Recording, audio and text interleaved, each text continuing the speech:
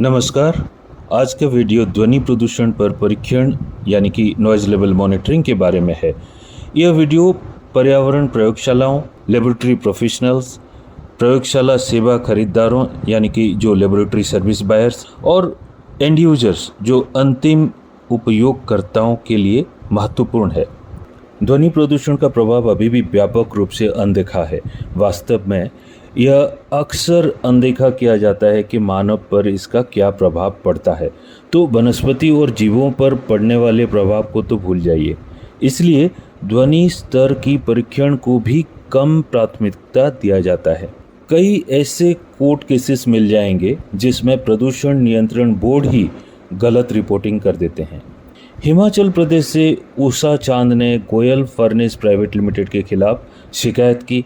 हिमाचल प्रदेश राज्य प्रदूषण नियंत्रण बोर्ड ने राष्ट्रीय हरित अधिकरण यानी कि जो नेशनल ग्रीन ट्रिब्यूनल एनजीटी को एक रिपोर्ट सौंपा जिसमें ध्वनि स्तर का डेटा 15 से 30 मिनट की मापन पर आधारित है, लेकिन सुबह 6 बजे से रात 10 बजे तक की अवधि के लिए निर्दिष्ट ध्वनि समतुल्य स्तर LEQ नॉइज़ इक्विवेलेंट लेवल मानक के साथ तुलना की जाती है।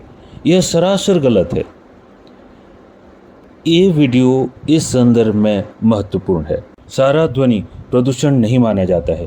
विश्व स्वास्थ्य संगठन WHO 65 डेसिबल 65 dBA से ऊपर के ध्वनि को ध्वनि प्रदूषण के रूप में परिभाषित करता है। सटीक होने के लिए ध्वनि तब हानिकारक हो जाता है जब यह 75 डेसिबल 75 dBA से अधिक हो जाता है और 120 dBA से ऊपर दर्दनाक होता है।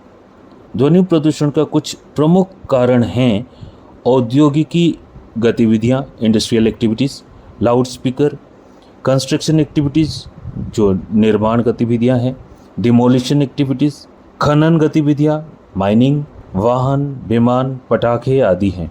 उच्च मात्रा में उपयोग किए जाने वाले कुछ अन्य उपकरण भी ध्वनि प्रदूषण में योगदान देते हैं, जैसे कि टेलीविज़न, ट्रांजिस्टर, रेडियो, आजकल तो मोबाइल भी।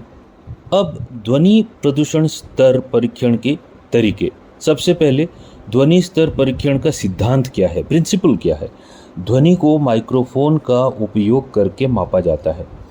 यह मानव श्रवण की पूरी सीमा और उससे भी आगे की पूरी श्रृंखला सहित विभिन्न आवृत्तियों पर ध्वनि दबाव यानी कि साउंड प्रेशर लेवल तरंगों को मापता है।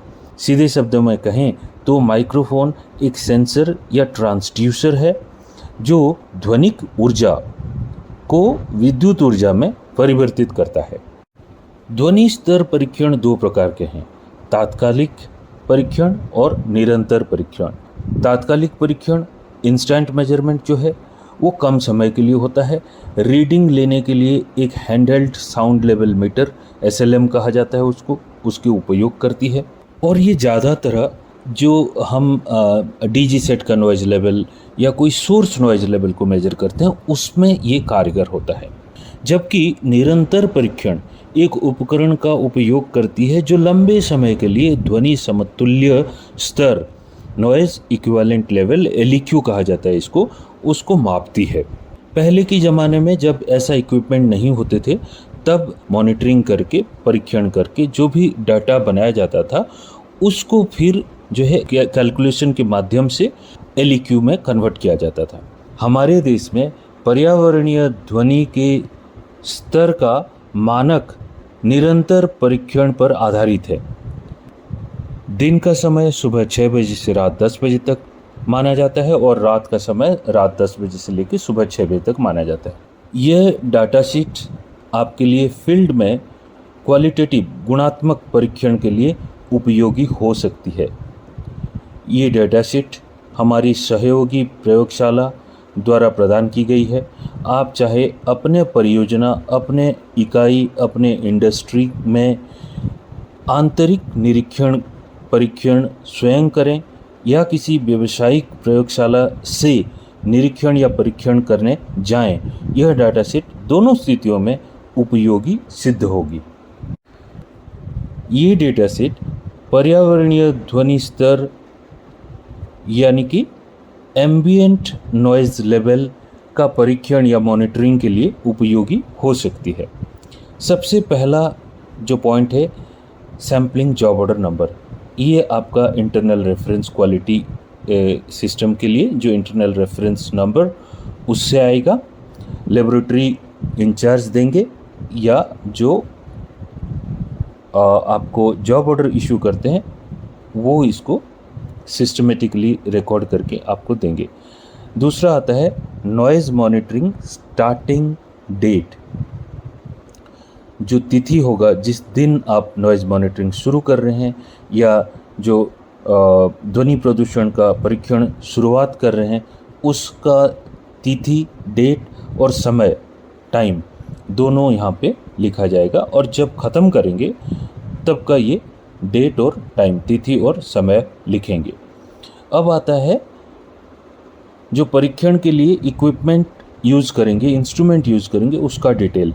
इंस्ट्रूमेंट नंबर क्या है, इंस्ट्रूमेंट का कोई सीरियल नंबर होगा, कोई मेक होगा जिस कंपनी से वो बन के आया है।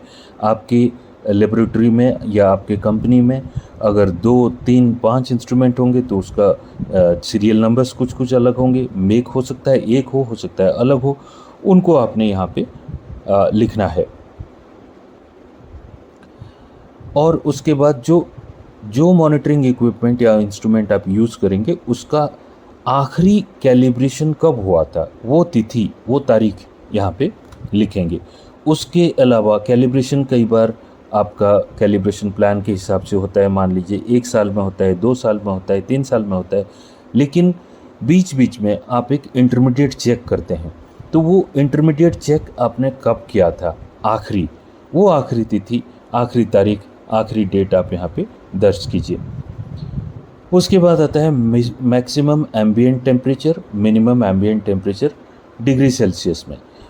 एम्बिएंट टेम्परेचर का जो व्याख्या होगा, ये जो आप लिखेंगे इसमें, इससे क्या होता है, इससे पता लग जाएगा कि आपका वेदर कंडीशन कैसा था।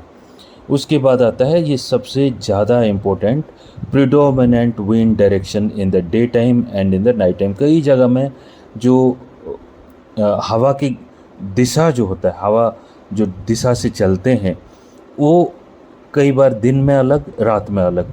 तो इसलिए प्रिडोमिनेंट विंड डायरेक्शन जो सुबह 6 बजे से लेकर रात 10 बजे तक का, उसका प्रिडोमिनेंट विंड डायरेक्शन किस दिशा से आया हवा, इसका इसलिए ज़रूरत होता है क्योंकि अगर कोई अपवर्ड और डाउनवर्ड 2 दिशा होते हैं, जो ऊपरी हिस्सा से अगर कोई स्रोत प्रदूषण, ध्वनि प्रदूषण का है और वो आपके जो जहाँ पे आप परीक्षण कर रहे हैं वहाँ तक उसका कोई कंट्रीब्यूशन हो रहा है, वहाँ तक कोई इम्पैक्ट आ रहा है, तो उसको समझने के लिए ये बहुत ज़रूरी हो जाता है।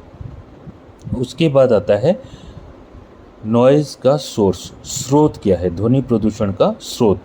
क्या इंडस्ट्रियल एक्टिविटी है या कोई डीजी सेट चल रहा है, डीजल जनरेटर का कोई उसमें आसपास में कहीं चल रहा है, कोई ट्रैफिक मूवमेंट है, कहीं कोई पार्किंग है क्या आसपास में, गाड़ियां आना जाना कर रहे हैं क्या, कमर्शियल एक्टिविटीज़ है क्या कहीं, रेजिडेंशियल एक्टिविटीज़ है क्या कहीं, या कोई कंस्ट्रक्शन काम हो रहा है, कोई डिमोलिशन काम हो रहा है, जैसे कोई कुछ बनाने के लिए कुछ तोड़ रहे हैं क्या।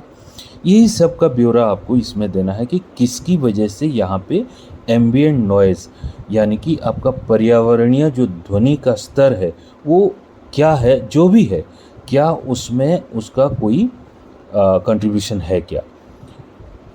उसके बाद मॉनिटरिंग लोकेशन, ये कई बार बहुत ही लाइटली लिया जाता है, बट इसका अहमियत आप अगर थोड़ा सा टेक्निकल या फिर लीगल एंगल से देखें तो बहुत मायने रहता है। जो भी आप मॉनिटरिंग लोकेशन चूज करेंगे, सबसे पहले तो वो आप इंडियन स्टैंडर्ड्स के हिसाब से या आपका जो भी स्टैंडर्ड ऑपरेटिंग प्रोसीजर होगा उसके हिसाब से आप करेंगे।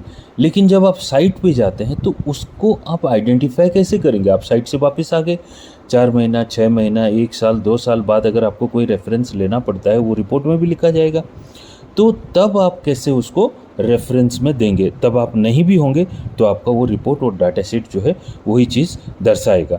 तो उसमें आप क्या करेंगे कि नियर बाय कोई मार्क है क्या, कोई मार्किंग है क्या, एग्जैक्ट डिस्टेंस क्या होगा। कई बार आप मेजरमेंट कर लीजिए पूरा टेप लेके, वो उसको एग्जैक्ट डिस्टेंस बता दीजिए, उसको एग्जैक्ट डिस्टेंस लिख दीजिए। नियरेस्ट कोई ब्लॉकेज है क्या, कहीं पे कोई बिल्डिंग का वॉल है क्या, कोई बाउंड्री वॉल है क्या, कोई नियरेस्ट डिस्टर्बिंग पॉइंट और कुछ है क्या। उसके बाद क्या ये एक रेजिडेंशियल एरिया है, क्या ये कमर्शियल एरिया है, क्या ये इंडस्ट्रियल एरिया है, क्या ये सेंसिटिव एरिया है। ये सारी चीज़ें आपको इंडियन स्टैंडर्ड्स के साथ साथ जो नॉइज़ का एम्बिएंट स्टैंडर्ड, नॉइज़ लेवल का स्टैंडर्ड्स जो है सेंट्रल पोल्यूशन कंट्रोल बोर्ड का, उसमें आपको सारे ये मिल जाएंगे। और इसी के आधार पर आपका जो टेस्ट रिपोर्ट बनेगा वो इसी के आधार पर बनेगा, क्योंकि जो स्टैंडर्ड्स होंगे वो इंडस्ट्रियल के लिए अलग, कमर्शियल के लिए अलग, रेजिडेंशियल के लिए अलग और सेंसिटिव के लिए अलग।